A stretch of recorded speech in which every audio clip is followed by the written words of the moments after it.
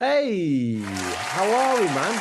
Very, very good. Yourself? Yeah, good, Start us off then by taking us through, because you're a man who's got a lot of things under your belt, particularly, of course, the love of Sherlock Holmes, which we'll get into, Of course. things to do with acting, all things to do with magic. You got students, you got a bunch of other things. So can you go down memory lane a little bit and tell us sort of kind of how did you get to sort of this point and doing what you do now? Certainly. I'll try to be as concise as possible, but we'll see where we go. I suppose, it all started.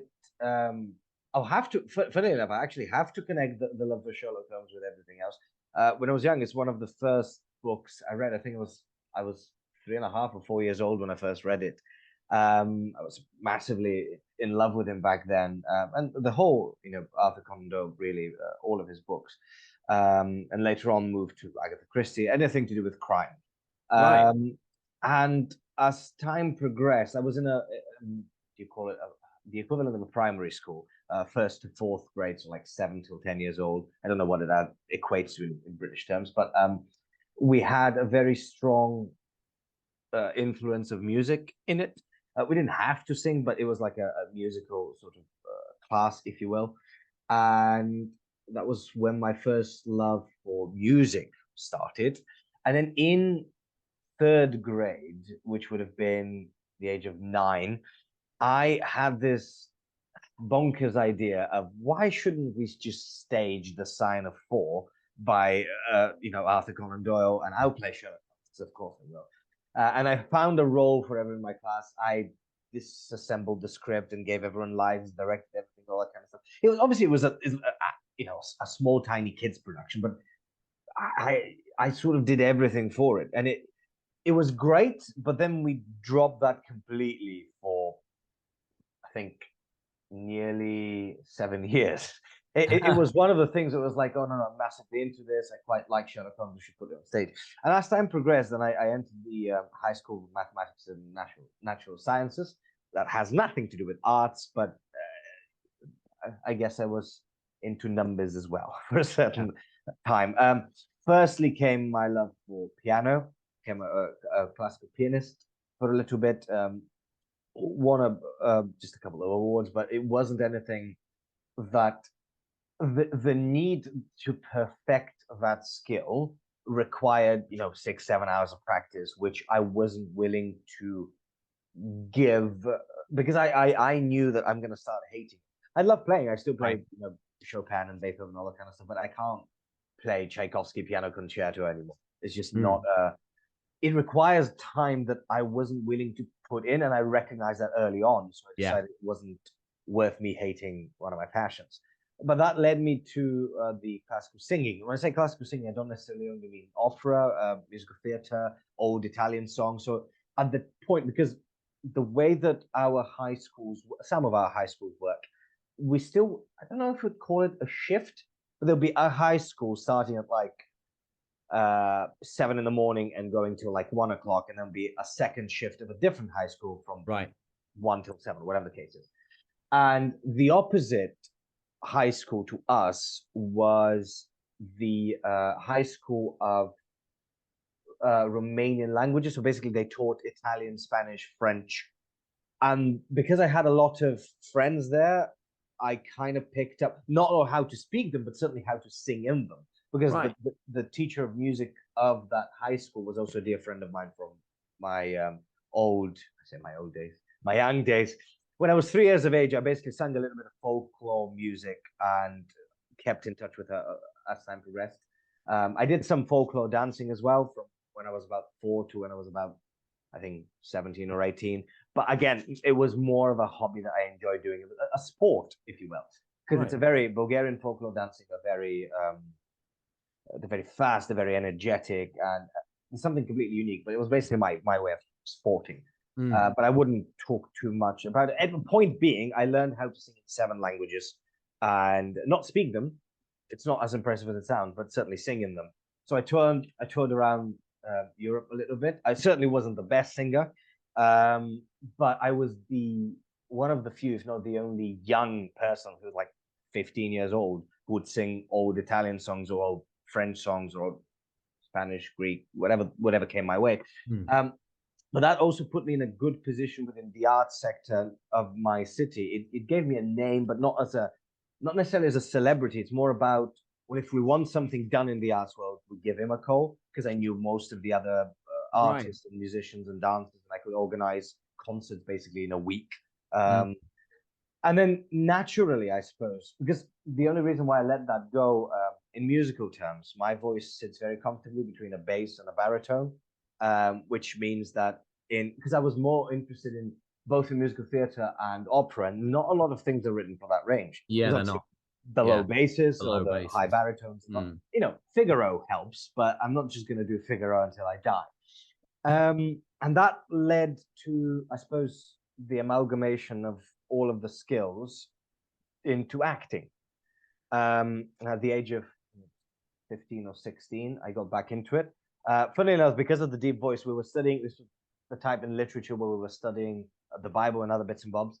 And we had a very artistic literature teacher. So she wanted to dramatize the creation. So she needed the voice of God.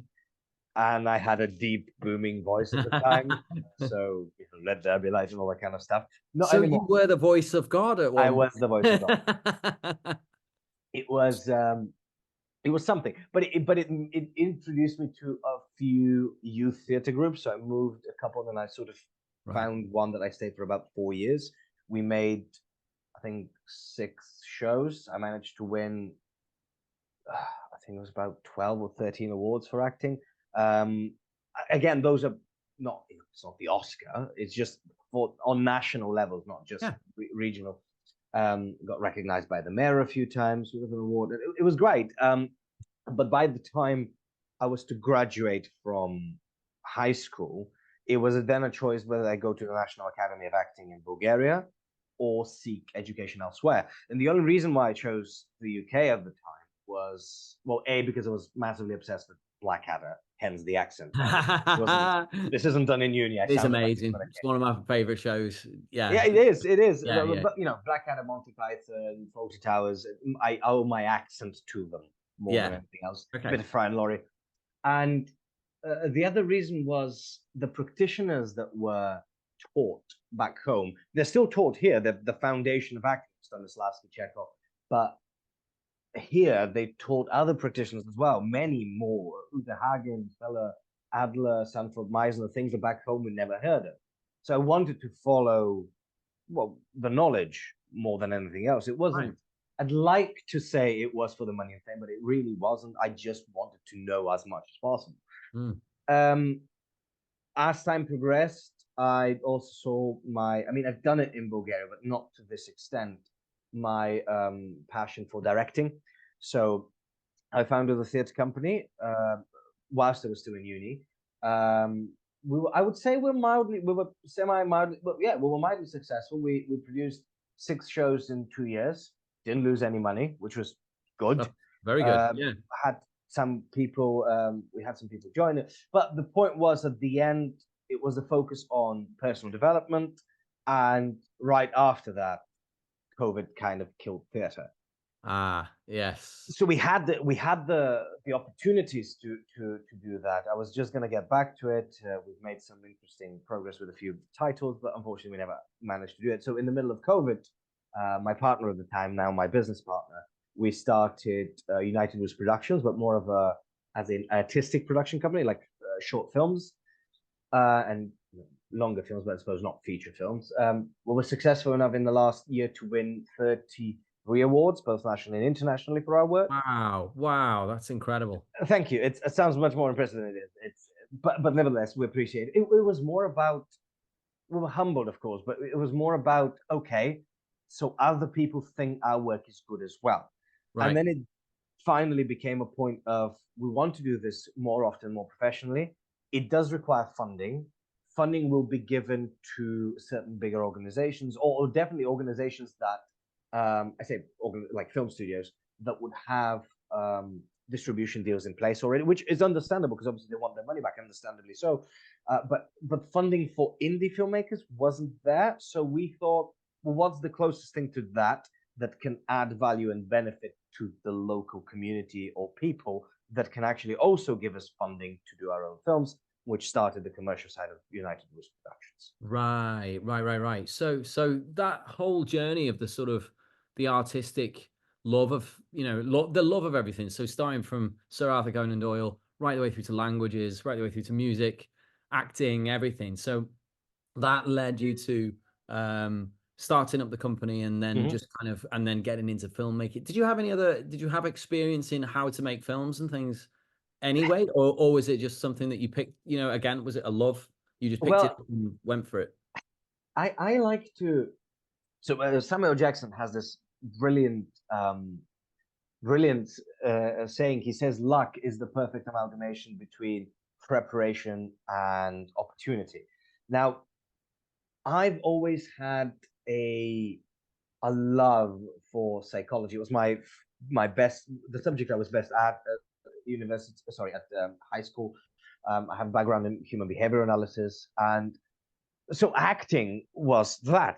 How do you craft a real life person that Mm. breathes and thinks, and then directing, because I never cared. Funny enough, I never cared about cinema, especially directing side. Acting, I could have stomached, but directing for cinema, never cared about that until. So we did in second year of uni, beginning of second year of uni, we did the 24-hour play festival. And basically, you have 24 hours. The writers work from 7 in the evening to 7 in the morning to produce a piece. And then the directors and actors have between 7 in the morning, 7 in the evening to rehearse, direct, produce a show, a Right. mini play. And I'd done directing there because directing for theatre I always loved. And I thought that's where I'm going to go at after I graduated, if not acting altogether. Regardless, I'd won awards for it back home. So I knew I was good at it relatively. But cinema, so we did the next thing, which was the 48-hour film festival. We had 12 hours to write a film, and we had 36 hours to rehearse, film, script, light, whatever the case was. And I wanted to be an actor in that. And the night of the, because you draw it, you never prepared your teams, you never choose your people, you draw everything out of a hat.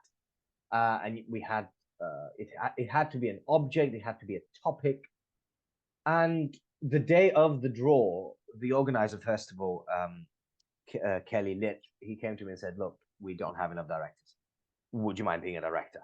And I go, "I have no idea how to do any of that." Right. Like telling a story on Yeah. stage is one thing because I knew how to work with actors, I knew how to create snapshots of what it was good and Yeah. staging. I've never done this. So I picked right before the draw. So he told me about 2 hours before, and I went to the library, picked up 3 books on directing for film. And when the draw happened, the writer started working. I spent up till maybe 4 in the morning reading through books to see, okay, well, okay, so this is the language of these kind of shots. And then we made a film. It was a 10-minute short film that I'd consider. I mean, I hope none of my class are going to hate me for saying this, but it was certainly, if not the best, probably the second best there, because it actually, I made a point. Every shot had to tell a story. Now Yeah. I knew how to work with actors already, but now it was a completely different medium. Because on Yeah. stage, you get to see whatever you want, but on camera, you get to tell the audience what they need to look at. So it was the moment where I go, okay, that's actually quite interesting. But the definitive moment I go, no, definitely, I'm happy to direct cinema, was I needed to update my show reel. And this was right before we started the company. And we'd never done lighting, we'd never done any of that. My business partner hadn't learned that in university. Like lighting wasn't a thing that they got taught, which was weird. But I'm not going to badmouth anyone. So we researched all of those kind of things. And we produced a showreel scene that was arguably better than any showreel scene that was produced in uni. And we went, okay, what made, because we were very objective, as in like we got a bunch of people down and we said, pick this apart. Tell us everything that is wrong with this and everything that you like. And we took notes. And the next time we did it better. And the next time we did it better. There was never a moment where we go, someone would tell us, oh, this looks a bit blue. And we'll go, oh, no, that is intentional. We always meant it to look this way. It was always meant to be genuinely, how can we improve? And if the same Yeah. happens with the company, we'll have sit downs with the team when we deliver a project and we'll go, okay, what do we like? What can be done better next time? Honestly. Because Yeah. yeah, I might have a vision, but people go, you know, when you thought that this is going to look this way, it doesn't. I'd rather know. Definitely, Um, definitely. And it works the same way in music. You know, it's yeah, something that, you can, your friends and family, when you're beginning learning an instrument of any kind, will always say, "Hey, you're so good. You're so amazing. Well and done. that's not I love helpful. it." And you got such a good voice. When you sing in that shower, it's boss. And like, and Yeah. then ultimately, then you go out and you go and do an open mic or something, and it's fucking terrible. It's Oh like, no, no, and people everyone's tell going, you. "Oh God." People will And tell you. yeah, and people will just be honest when they're out there. So Mm. it's so important. Would you say then that crafting humility then, around whatever it is that you're doing, is an important facet of learning, of studying, of becoming Yeah, what you want to do? yeah. I mean, I take it. Probably it. I think we're so, especially I say people my age, but they look older than I am. But people my age, in their late teens, early 20s, I think something that I see more and more is now this almost identification with both, on one end the art and the other end your own ideology, to the point where if you professionally or critique a professional thing, they take it personally. Like people would Right. even like our we very recently concluded it's not a feature film per se. Like it doesn't work as a feature film, but in its length, in its storytelling, it is a feature film. So we sat down a bunch of people and went, what do you think of it? And a lot of them went, you're not telling enough of you're not giving enough of information for us to be kept through the whole thing. And I go, all right, actually, fair point. It is a fair point. I see it. Whether I want to admit it or not is a completely different point. But Yeah. uh, the difference, I suppose, the learning humility and differentiating between critiquing oneself and one's craft. Critiquing oneself is, not that you can't or shouldn't, but it's. I understand why that is a personal thing. Oh, you have a weird laugh. What do you want me to do about it? Yeah. But Yeah. Of course. Yeah. equally so, going, oh, the lighting in this isn't very cinematic. Great. I need to know what isn't cinematic about it so I can improve. Yeah. And No. that's probably one of the skills that I think a lot of people maybe who are starting out either lack or afraid to adopt, because it is, you are getting, shouted at's not the right word, and I'm thinking of a few other words, but I don't want to swear. You're not getting critiqued on who you are, but what you Hmm. have done, and learning to differentiate between those two is rather difficult, I assume, for a lot of people. Definitely, definitely.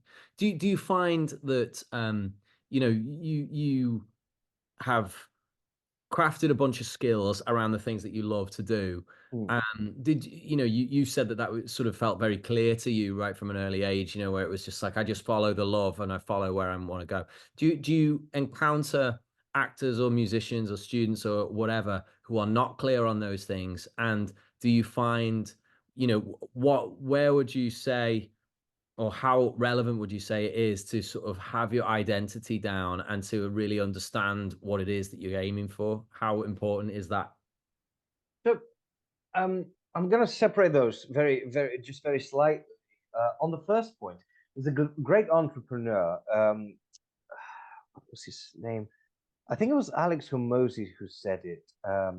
Yes, it was Alex Hormozy.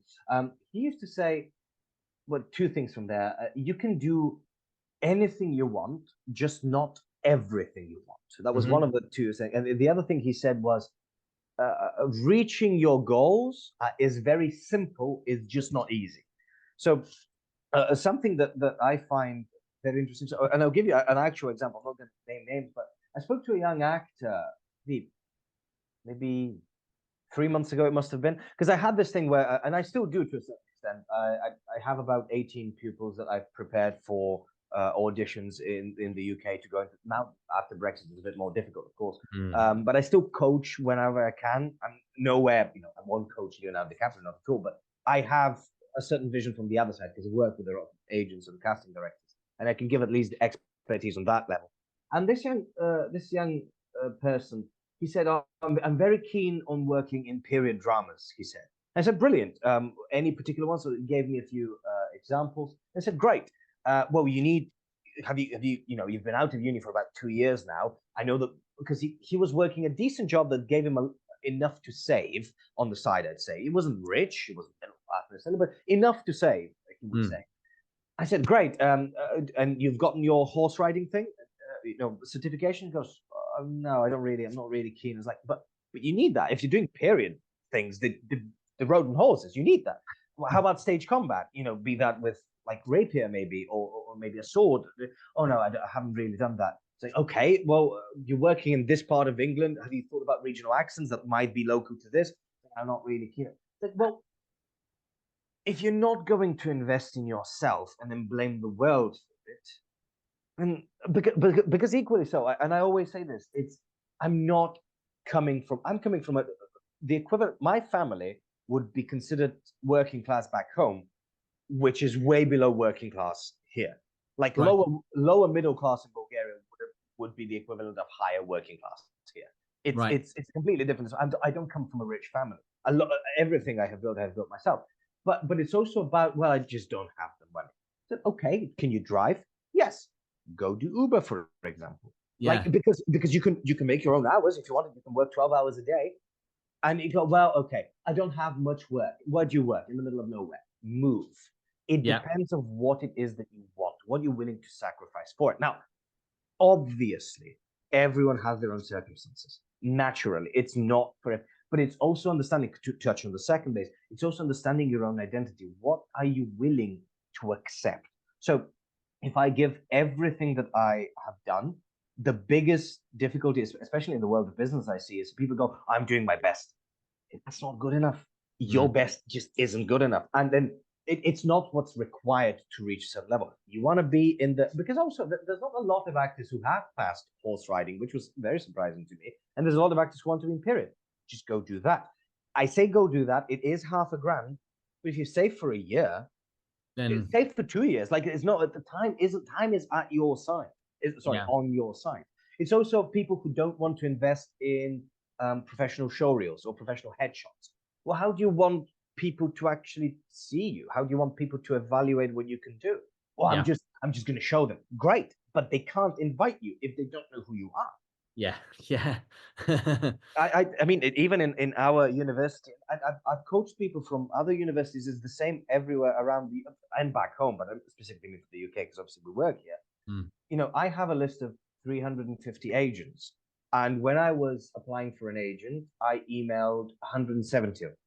And I think I was one of the first people to get an agent, but that's beside the point. My point was, I'm not going to comment on people in my class, but people in the year below, people in other universities. Yeah, I emailed 30. There hasn't been much of a response. Well, what do you expect? Yeah, what do you expect? Yeah. It's about how hard and whether you can face yourself and be okay with it. It was a great philosopher who said the definition of hell is at the end of your life, you meet the person you could have become. Yeah. And it's and there's been a lot of comedy about it. Like, imagine you're sitting eating your cereal and a person pops in thin air with a time travel and they go, so this is what you can end up with. And then they just disappear. It's not helpful. Obviously, it's very difficult to accept that you haven't done enough when you are pushing yourself. But there's other ways of doing it as long as you're willing to admit that you might have made a mistake or you might be on the wrong path, which is very difficult. It's difficult for me until now. We certainly made a few decisions that cost us quite a few £1,000s, even in the beginning of the business. Decisions that I wouldn't make today. But I class everything as a success or a lesson. There's nothing in between. There's no failure. The only failure is if I stop. Yeah, that's quite right. If you stopped doing what you were doing, then I guess you've definitely failed in your endeavor because ultimately you've stopped your passion as well. It's not just something where you've stopped running a business or something. It's just something where the thing that makes you feel alive and makes you feel passionate about living has ended. So why would you? Absolutely. I completely agree. And on top of that, I'm so sorry I know No. monologue a lot, for which I apologize. But it was something about identity that just sort of got to me. It is, and it's another lesson from, I suppose, business or entrepreneurship, but in other cases, is understanding the way of living. So someone said there was a controversial philosopher who used to give lectures at universities, and people asked him, well, how did you stop people rallying outside and protesting? He got, Well, I started making my lectures 8 o'clock in the morning. No one would wake up so early to protest. That part of the identity is also okay. Well, I want to be a successful businessman. Great. What does a successful businessman do? Does he spend 2 hours on his phone? Probably not. Maybe I shouldn't. And it's that because it relates back to acting as if I act as who I think I should be or who I want to be, inevitably there will be crossovers of behavior. Inevitably, there will be like if I stop scrolling on my phone for 2 hours every morning and instead go to the gym or instead work on my craft, would I be better? Mm. Yeah, Yeah, of maybe. course. Would I be Yeah. worse? Probably not. Yeah, of course, course. I think that's excellent advice. And the act as if philosophy, I think, has been embodied by, certainly I remember there was a class by Jordan Belfort who said Mm-hmm. something like that as well, Wolf of Wall Street, and he said something, that act as if you're successful, act as if you're wealthy, all that kind of things, and then you'll get there. But I know that there's other actors, musicians who've said the same thing. Mm-hmm. Uh, what in terms of trying to embody the act as if, what would be your approach to kind of honing your acting skills, honing, what would you have any kind of surefire tips that would make a person better at doing what they want to do in terms of film industry and things like that? If you specifically talk about the art side, the film industry, acting, and all that kind of stuff, there are a few things. Yes, I mean there is. So first of all, obviously there's what's known in every industry has that is the rules of the game. So you might be aware of this, the biggest or one of the biggest casting platforms for actors is called Spotlight. Yeah, yeah. You would be surprised how many actors I know, and not just I know that I am aware of people You're I've aware worked of. with that just go, don't want to be on Spotlight, don't think it works. It doesn't matter if you think it works, it's already proven. It's the same thing as going, I don't think exercise is for me, I don't think it helps. You are not a person anomaly. Yeah, Otherwise, you'd be in a laboratory and people would be, if you burn more than you eat, you lose weight. There's no yeah. in between. Now, obviously, there's conditions that make it difficult or hard. The same goes for acting. So there are first the rules of the game. You need an agent, you need headshots, you need showreel, you need spotlight. Okay, some of these cost money and you can acquire them. Hmm. A lot of this is, am I good enough? I believe I am. My mother tells me I'm exactly what you said. My mom says I sing well in the shower. Great. Get a professional opinion. Either Hmm. an acting coach or an agent or a director. Contact someone. You will have those contacts. Or if not, contact a university. If you're not good enough to enter university, maybe you're not good enough for. And then again, of course, university is very much a subjective thing. Yeah, yeah. Um, but try a few years. I mean, I remember there's a brilliant actress in my class. She's also one of my best friends to this day. It's one of the best actresses I've ever worked, and she took 6 years to get into drama school. Wow. Having said that, I don't know, like maybe in the first year she was as brilliant, but just didn't get a chance to. Maybe she wasn't, but regardless of the point, she knew what she wanted, went for it time after time after time, and improved every time. She went to acting lessons, she went to acting this. Now, the objective opinion, that's first. So it's the same thing in business, is the product. Is the product good enough? Am I good enough? Once that is done, then it becomes the strategy. Okay, well, we don't have an agent. Great. Will an agent pick you up without any materials? No. Oh. Would it pick you up with some materials? Probably not the best agents, but some agent maybe.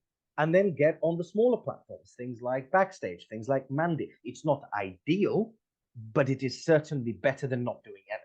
Yeah, Does it cost absolutely. money? Yeah, it's maybe 30 quid, maybe it's 50 quid. Maybe it is, you need a flexible job. Maybe it is hospitality, because for actors, that is a big thing because it's not a 9 till 5. You can Yeah, actually go of to London course. if you Frees need up to. your hours. Yeah. Absolutely. Do a few of those, do a few of the paid ones, then you get to Spotlight. Especially if you're not going to uni, but you are convinced you're a brilliant actor, that's fine. You still need a headshot, you still need a showreel, you Mhm. still need a Spotlight. That needs to happen. After you have an agent, it doesn't become, oh, my agent's gonna get me the next job in Harry Potter. It's probably not gonna happen. You need a high profile. So what's something that's very back in maybe about 15 years ago, 20 years ago, obviously before my time, but it was all about merit. So are you good enough to be put on a poster, to be put on a screen, to be put on Right. there. Right now, it's also purchasable by attention.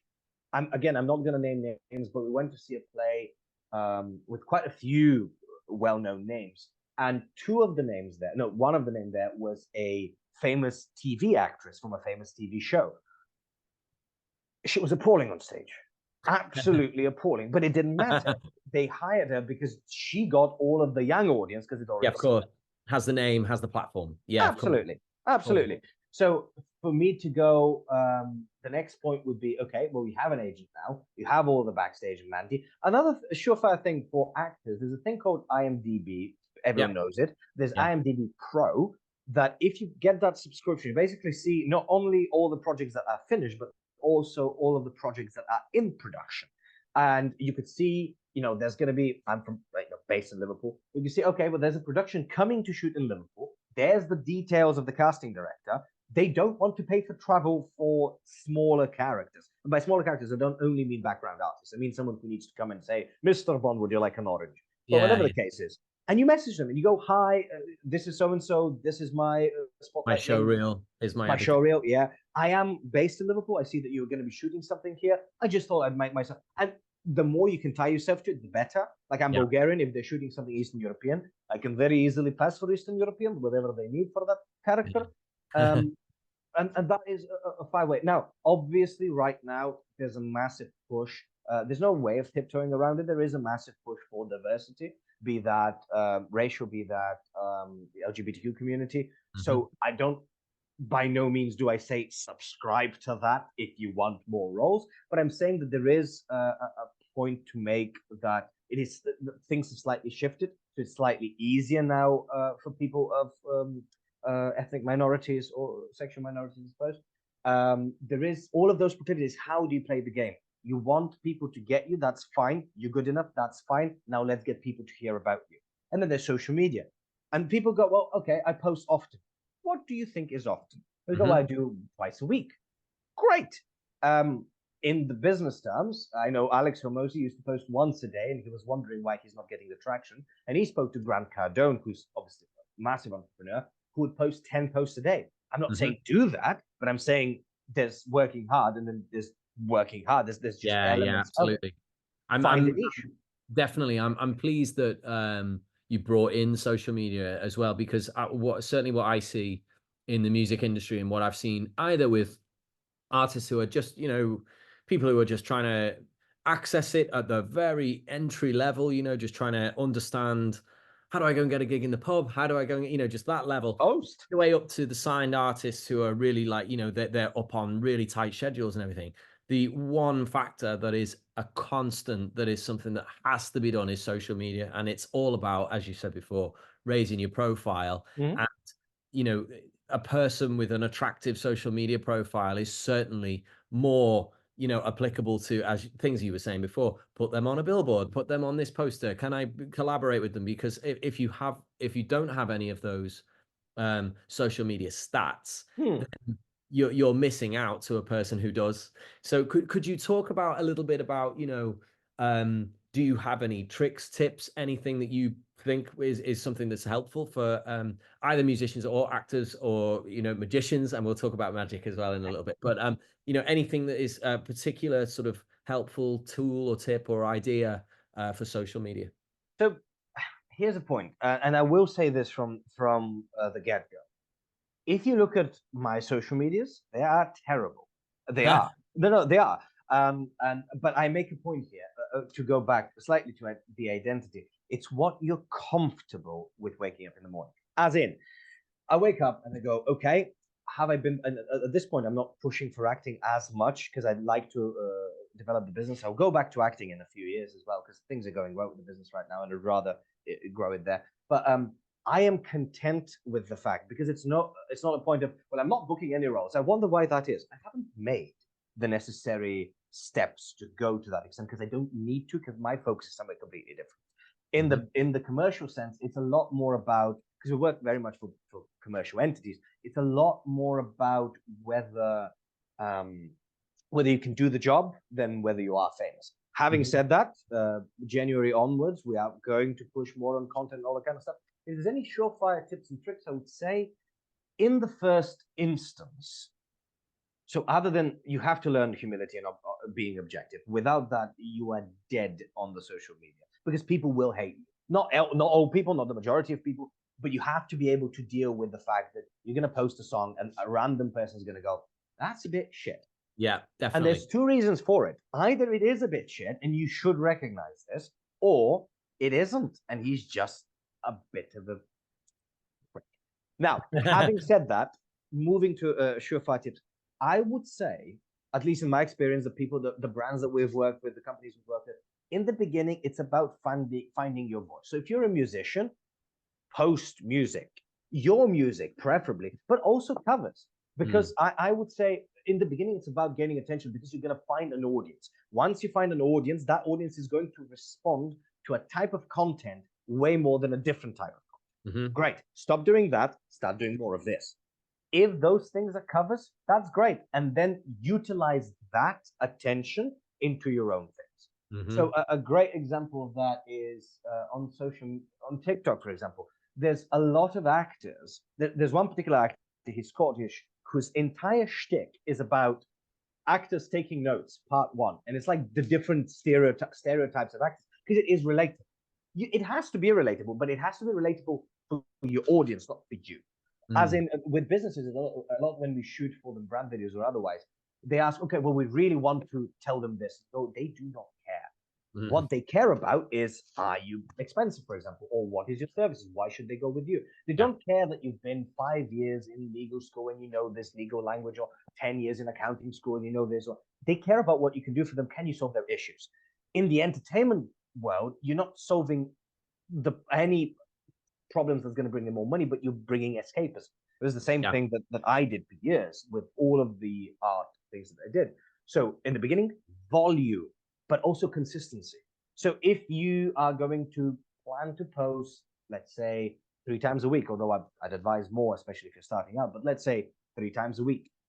If you're going to do, say, Monday, Wednesday, Friday, do it every week. The moment you stop, the algorithm goes, okay, they've dropped out, and they move the attention elsewhere. Because you don't want to attract just the attention of the people who already follow you, like grandmas. Well, you're not grandmas, probably not on TikTok, but mom and dad and friends. Yeah, friends. You also want the older audience, and you want a reason for them to share.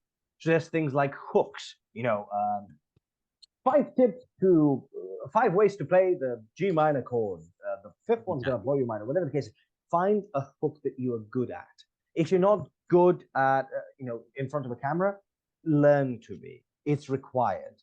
If you are not confident sharing your stuff, then what are you doing wanting to be a musician? It's obviously, I come from Eastern Europe and we talk a little bit more directly than other ways. But my point is, if you're not willing to share your music, who are you a musician for? What are you doing? Yeah. It's the same time of people going, I can't watch myself on screen. How do you know whether you've done a good job? Well, my mom told me so. Maybe, okay. So in the beginning, volume, but also volume with intention. So for example, if you're going to do a social media account because I speak to a lot of people that go, I really like to be an influencer. And they go, great, there's no consistency. Neither of you are posting know of what you're actually posting. If you're going to be a musician and go, well, I'm going to do acoustic covers on a guitar. Great. But then do that. Don't post 3 of those and then go, and then my next one's going to be on a piano, but with a violin. And the next one's going to be auto-tune. People are not going to tune, because they tune in at a particular point to see something that they've subscribed to. Yeah. So, and as time progresses, this will be, it's malleable. It is going to change.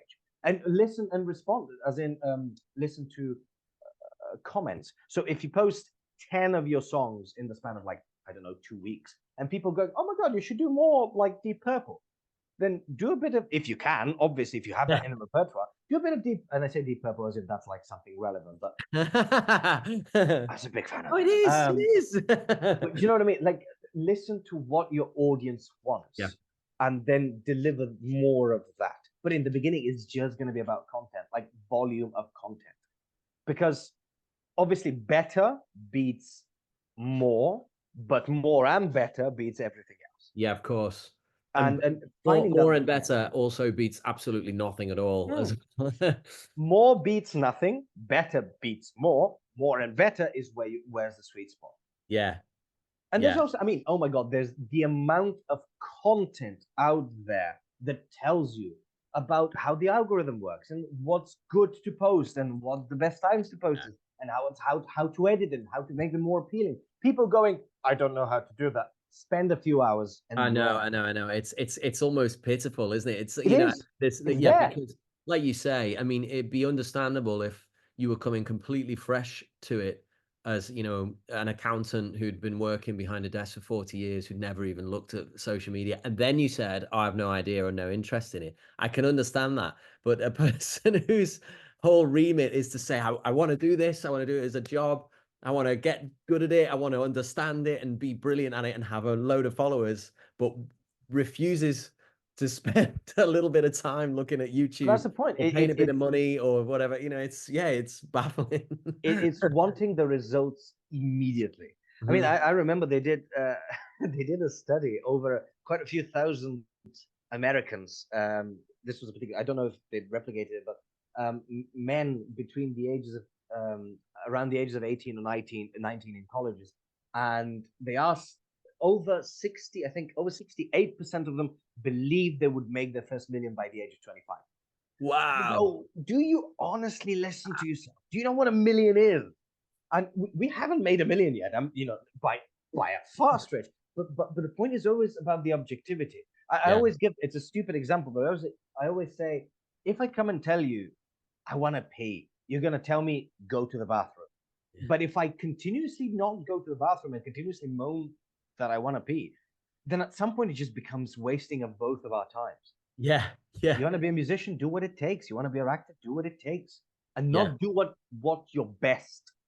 Like, don't do your best. Do what it takes. Yeah. Yeah. Yeah. Yeah. That's great advice. I'm going to quote you on that. That's yeah, advice. Yeah. That's fantastic.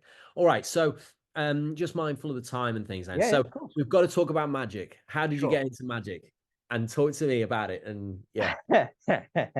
So magic was an interesting one because it technically poked its head all throughout my life, but it never became so. When I was young, I was like, yeah, there was this magician on TV and I liked it, so they bought me like a magic set. But it was no story of I was 4 when I first started. It was none of that. I like to do a bit of magic, and then that sort of parked to the side for years and years and years. And then something interesting happened.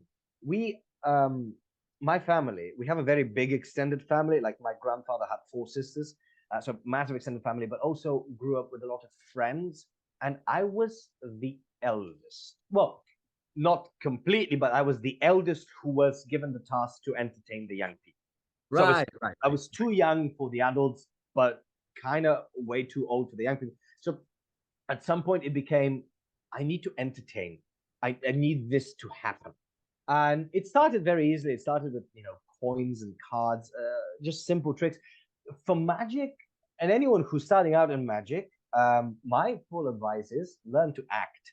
Technical skills can be learned very easily. It's the same about playing a piano. You can be technical about it, but without soul, it's pointless. In magic is without acting. Everything in misdirection is taught in acting. Well, I say acting as in like you need to know how to speak to people, how to attract attention, how to move attention. As time progressed, it became a little bit of a bigger part. I didn't get many props because back home we didn't have a magic shop anywhere. It's Mhm. basically what's in magic sets and that's it. But then moving to England, I had some money saved, so I bought like a suitcase full of magic. And during uni, that was one of the ways that I was helping pay rent and doing like weddings and not so Doing much birthday shows. parties, but Right. Wow. table hopping more than anything. I've done, and then I noticed my uh, passion for actually doing the. I don't know if you ever know. He unfortunately passed away now. Paul Daniels, Yeah. is a great magician, but his entire shtick was simple magic tricks with incredible presentation around them and silly, dry humor.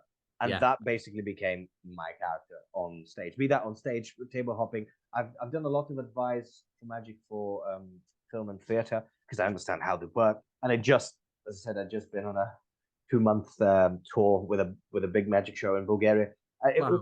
It was all about, it's all about entertaining, because for me it's something that I noticed, because I started entertaining kids, and then I sort of turned to the adults and entertained them as well, and it was bizarre that wonderment wonderment, I don't know if that's a word, the wonder you see in kids' eyes of like the age of 5 was the same wonder you saw in someone's eyes who was like 80 something, and it was just like, it was the pure belief in something otherworldly.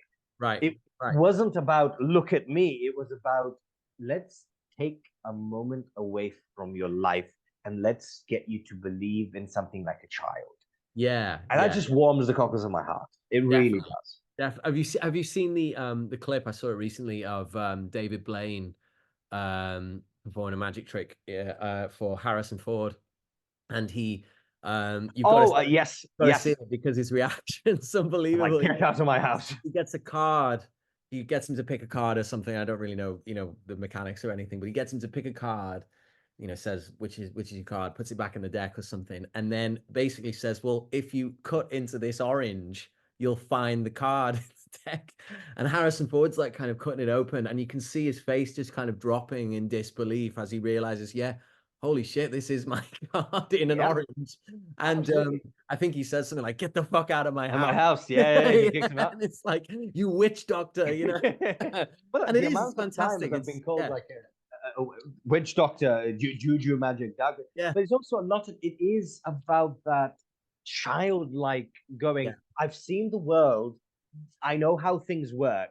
And it's something like this, you can't grasp it. You can't really put your head, because it's like, well, if he's not a real magician, how the hell is there a card in the middle of an orange? yeah. I know. I mean, And I don't know. Maybe you know this, but I how do. the fuck is a card in the middle of an I orange? know. Yeah, no, no. But funnily enough, genuinely, it is a very simple principle, Right. but very simple principle. Like I can, if I spend an hour with you, you can do that. N- Like Wow, genuine, no, no, genuinely. that'd be It's great, up, man. That'd be great.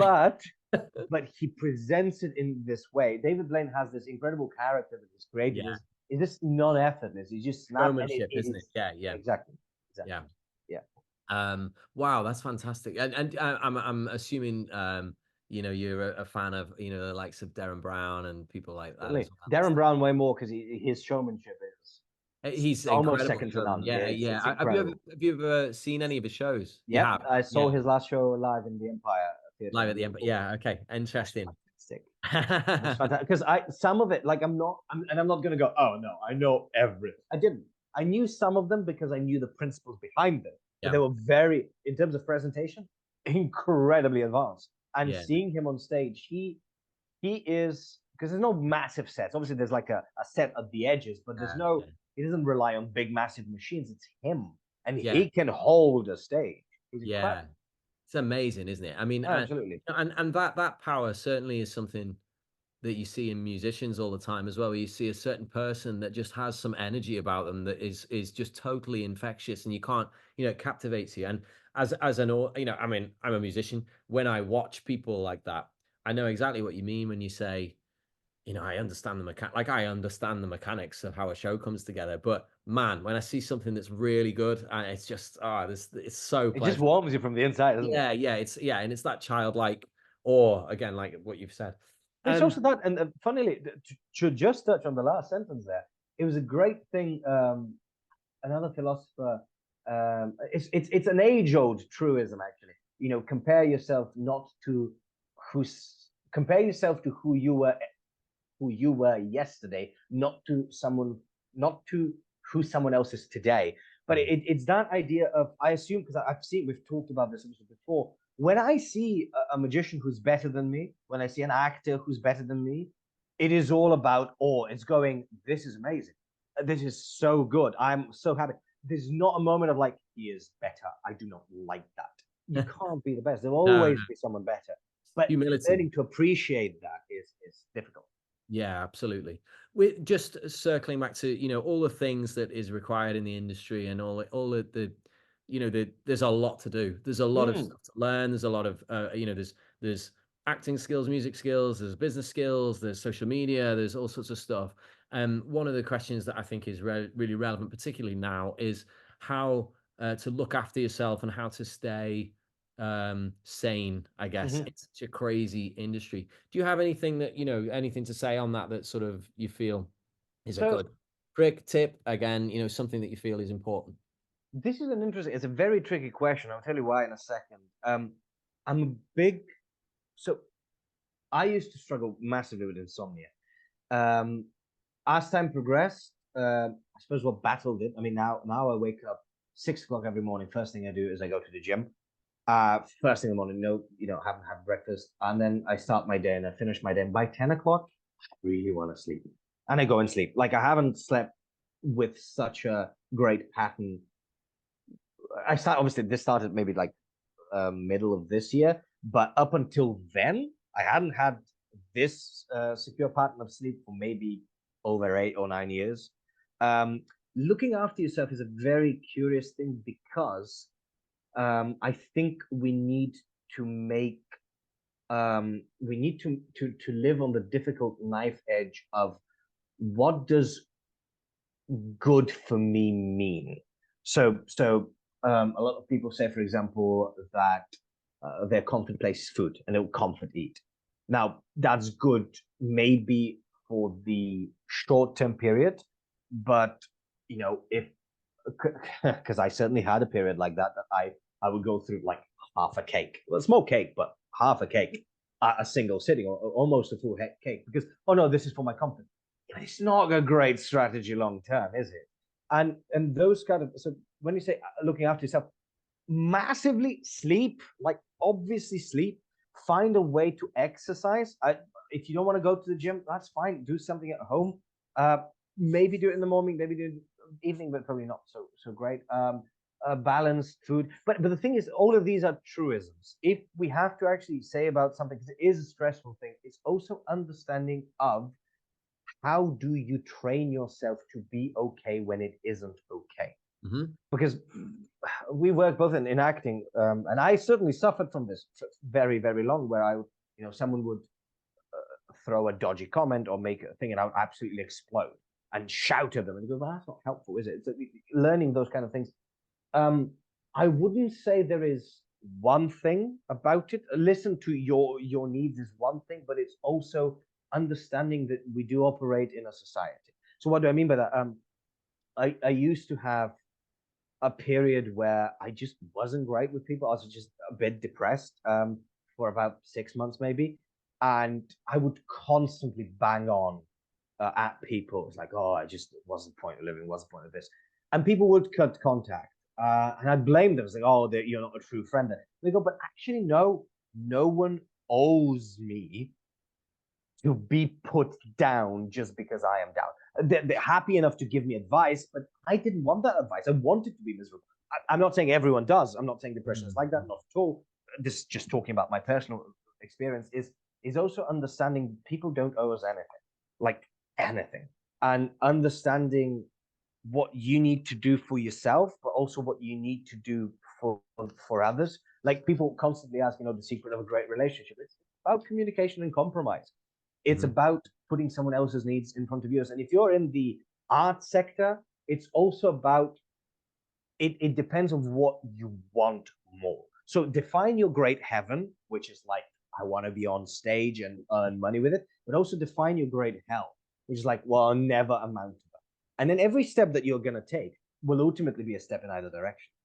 If I wake up in the morning, do I spend 2 hours on my phone? Well, is that a step towards my heaven or a step towards my hell? And if it's there, change, because otherwise you have to admit to yourself that you're doing this.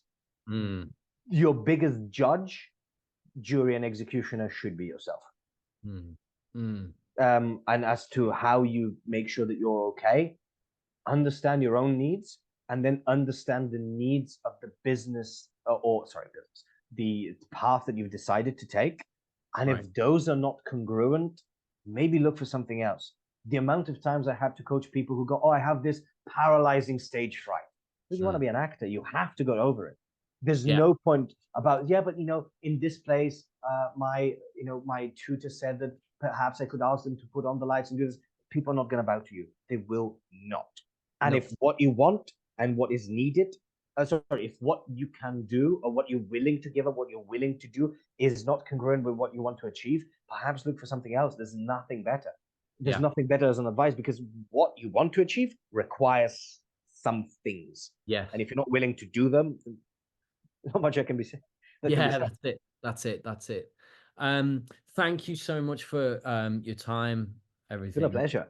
Because yeah, I appreciate that you're a busy man. There's businesses to run, there's oranges to cut open with cards, there's Chopin to learn, there's students to teach, there's a lot of things, and I'm so pleased that we're friends and that we have. Ditto. Ditto, Ben. Well, I'll see you soon anyway. Thanks Speak to you again. soon. Really appreciate it. All the best, darling. Bye bye. All the best. Bye.